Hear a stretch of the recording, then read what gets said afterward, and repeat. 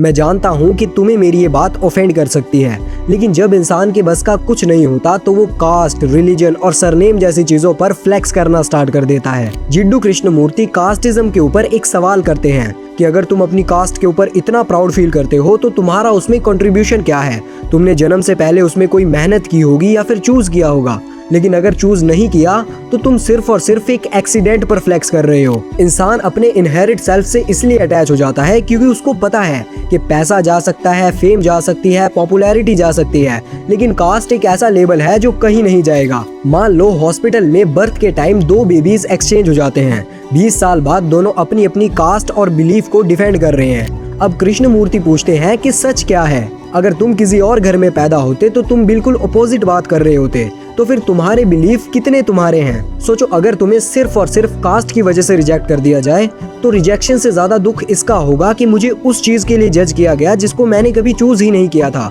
मैंने चूज नहीं किया था कि मुझे इस कास्ट में पैदा होना है या इस कास्ट में पैदा होना है। That was just an accident। अगर तुम एक ऑनेस्ट आदमी से ज्यादा डिसऑनेस्ट आदमी को प्रायोरिटी दे रहे हो सिर्फ और सिर्फ इस वजह से क्योंकि वो बड़ी कास्ट का है, तो तुम मोरालिटी को नहीं, लेबल को देख रहे हो। अगर तुम मुझे जाने बिना सिर्फ और सिर्फ मेरी कास्ट देख रहे हो तो तुमने मेरे ड्रीम्स तो देखे ही नहीं, मेरा कैरेक्टर तो देखा ही नहीं, मेरी स्ट्रगल तो देखी ही नहीं।